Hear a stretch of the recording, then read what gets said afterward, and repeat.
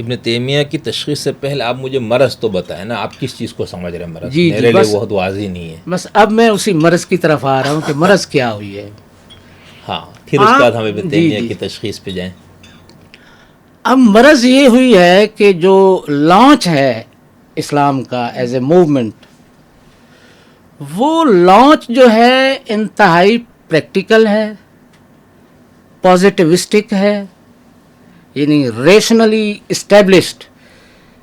جس طرح ڈاکٹر فضل الرحمان کہتے ہیں نا کہ میٹا فزکس کیا ہے، تو وہ کہتے ہیں نالج نیڈڈ ان فیتھ. اکیلا نالج کو اتنی پاور نہیں ہے. جب نالج آپ کے فیتھ کے اندر گونج کے نکلتا ہے تو پھر آپ کے اندر وہ جو پروفیٹک ٹائپ اور سینٹ ٹائپ جو کنوکشن ہے وہ پیدا کرتا ہے. یعنی اکیلا نالج کچھ نہیں ہے. جب تک وہ نالج فیتھ کے اندر سیچوریٹڈ نہیں ہے، آپ دنیا میں انقلاب برپا نہیں کر سکتے. اور وہ یعنی صرف یعنی جسے کہتے ہیں نا کہ پیور انٹلیکچوئل پوزیشن سے اس کو جج کیا جائے نا تو وہ بے وقوفانہ اور احمقانہ لگتا ہے. صحیح. کیونکہ وہ انٹلیکٹ کے جو یعنی ہیں فیئرز اور جو اس کے کیلکولیشنز ہیں اس پر وہ پورا نہیں اترتا، کیونکہ اس میں رسک بہت بڑا لیتا ہے. چاہے وہ کوئی پیغمبر ہو، رسول ہو، سینٹ ہو، یا کوئی بہت بڑا ریفارمر ہو، تو وہ پھر فیئر لیس ہو کے جب چلتا ہے تو فیتھ اس کا بڑا، اس کی منہج بہت بلند ہوتی ہے. تو اس لیے وہ انہونی کو ہونے میں بدل دیتا ہے. صحیح. اور یہ صرف اہل فیتھ، اہل ایمان کا کام ہے.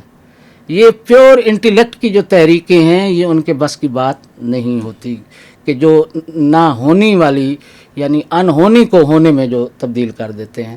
تو رسول ہوں، انبیاء ہوں، وہ تو خاص طور پر بایولوجیکلی ٹرانسفارمڈ ہو جاتے ہیں. یعنی وہ جو فیتھ ہوتا ہے وہ ان کو بایولوجیکلی ٹرانسفارم کر دیتا ہے. آدمی کے ریشے ریشے میں سما جاتا ہے عشق، شاخ گل میں جس طرح باد سحر گاہی کا نم. واہ. تو ان کے ریشے ریشے میں پینیٹریٹ کر جاتا ہے وہ فیتھ.